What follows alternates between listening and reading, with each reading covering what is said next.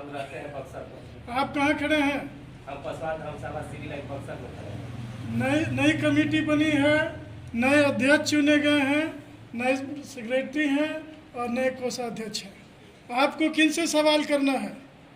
आप कुछ सवाल करना चाहते हैं? अध्यक्ष साहब से और सचिव साहब से सवाल किए हैं कि पसवान धर्मशाला को लेकर के आप खड़े हो जाएं, जरा खड़े हो जाएं। आप अपना नाम बताइए।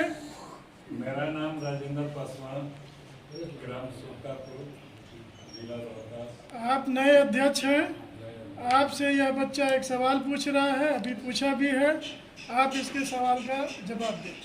क्या सवाल था तुम्हारा? पसवान धर्मशाला को लेकर के यहाँ पे पसवान धर्मशाला बनाया गया है, इसमें 2 रूम है, बाथरूम है, इसके बाद अन्य चीज भी है, तो मतलब इसके लिए आखिर हमारा जो सवाल है कि बच्चों को पढ़ने के लिए करते हैं, तो क्या इस पर विचार विमर्श किया जाएगा?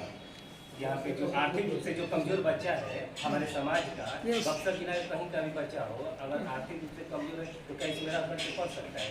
हाँ, आप जवाब दीजिए कि आर्थिक दृष्टि से कमजोर बच्चे या दूर से आए हैं, पढ़ने के उद्देश्य से आए हैं, या घर जाने में उनको देरी हो गई है, चाहे वो बच्चे हों, चाहे बुजुर्ग हों, नौजवान हों, वो रहना चाहते हैं तो इजाज़त है इसमें रहने की।